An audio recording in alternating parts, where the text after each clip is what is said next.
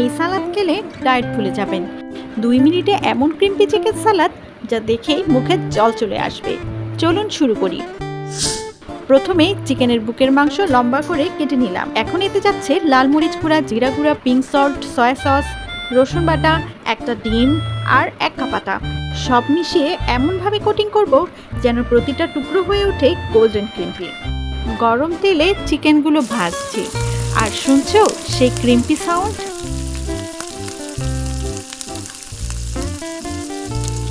পাশে হালকা তেলে কাজু বাদামগুলো গোল্ডেন করে ভেজে নিলাম।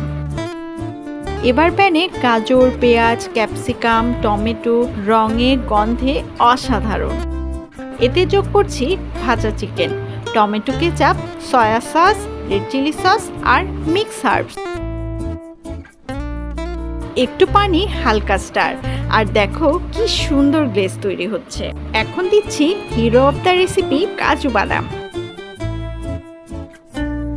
আর একদম শেষে তাজা শসা, যেন থাকে সেই করকরে ক্রাঞ্চ। শেষটা আছে ধনিয়া পাতা কুচি আর সাদা তিল ছিটিয়ে দিলেই রেডি আমাদের রঙিন স্পাইসি ক্যাশিউ নাট চিকেন সালাদ।